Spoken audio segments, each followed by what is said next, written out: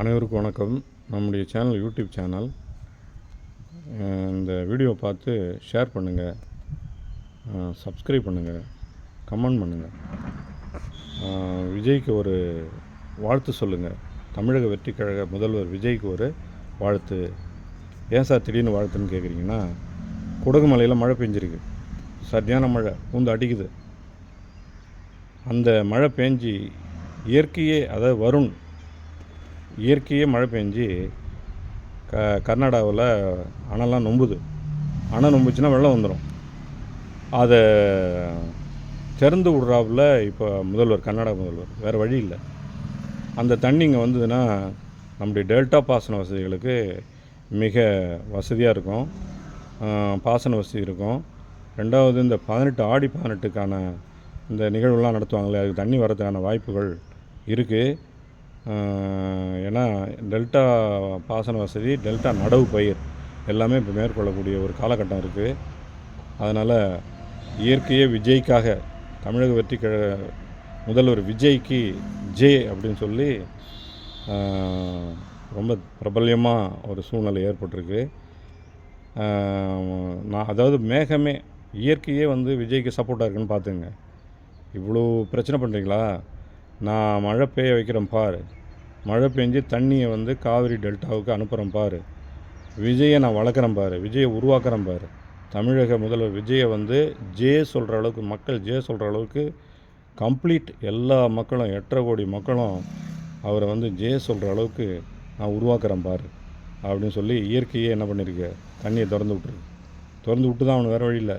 அந்த முதல்வர் சொல்கிறாப்புல, என்ன சொல்கிறாப்புல, தண்ணி நம்பிச்சுன்னா வெள்ளம் வந்துடும், இது விவசாயங்கள்லாம் பாதிச்சிடும், வெள்ளம் வந்துடும், மக்கள்லாம் பாதிக்கும், தண்ணி திறந்து விட்டு தான் ஆகணும். எப்படி பேசுகிறான் பாருங்கள்.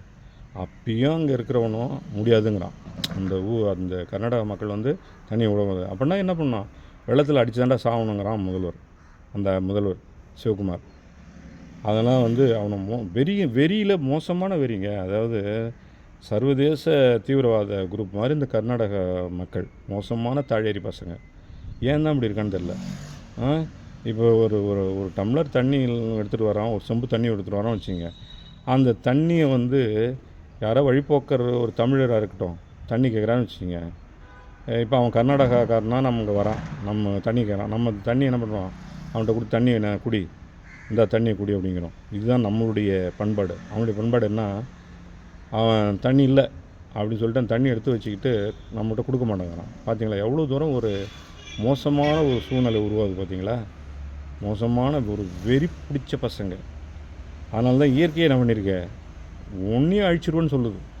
அதனால் தமிழக வெற்றி கழகத்துக்கு ஜே, தமிழக முதல்வருக்கு ஜே, தமிழக மக்கள் எல்லாருமே ஜே வாழ்த்து சொல்கிறாங்க. மழை நைட்டு சரியான மழை, காலைல தண்ணி திறந்து விட்டான். இன்னும் ஒரு 2 நாளில் காவிரி டெல்டா தண்ணி வந்துடும். இதில் என்னென்னா, தமிழக முதல்வருக்கு நம்ம வேண்டுகோள் வைப்போம். என்ன வேண்டுகோள்னா, நீர்த்தேக்கம், தண்ணியை தேக்கி வைக்கக்கூடிய அனைத்து பாசன வசதிகளும் தேக்கி வைக்கக்கூடிய அணைக்கட்டுகளை உருவாக்கணும், தூர்வாரணும். அந்த பணிகளை நேராக இந்த கான்ட்ராக்ட் விடாதீங்க. சப்கான்ட்ராக்ட் விட்டால் அவன்லாம் சாப்பிட்றான். நேராகவே ஒரு குழு போட்டு நேராகவே தூர்வாடுறது, அணை கட்டுறது, இதெல்லாம் தண்ணியை தேக்கணும். கடலுக்கு போய் வீணாக போய் சேராமல் தண்ணியை தேக்கிறதுக்கான வழிவகையை விஜய் செய்யணும் அப்படின்னு மக்கள் சார்பாகவும் என் சார்பாகவும் நாங்கள் கேட்டுக்கிறோம். தமிழக வெற்றி கழகத்துக்கு எல்லோரும் வாழ்த்து சொல்லுங்கள், ஜே சொல்லுங்கள், தமிழக முதல்வருக்கு ஜே சொல்லுங்கள். நன்றி, வணக்கம். இதை பார்க்குறீங்கன்னா எல்லாம் இதை சப்ஸ்கிரைப் பண்ணுங்கள். கிடுக்கிடுன்னு ரீச் ஆகணும். அடுத்தடுத்த வீடியோ வந்துட்டுருக்கோம். ஷேர் பண்ணுங்கள், கமெண்ட் பண்ணுங்கள். நான் நல்லாவும் சொல்லியிருக்கலாம், தப்பாகவும் சொல்லியிருக்கலாம். நம்ம தெரிஞ்சுக்கலாம், திருத்திக்கலாம். நன்றி, வணக்கம்.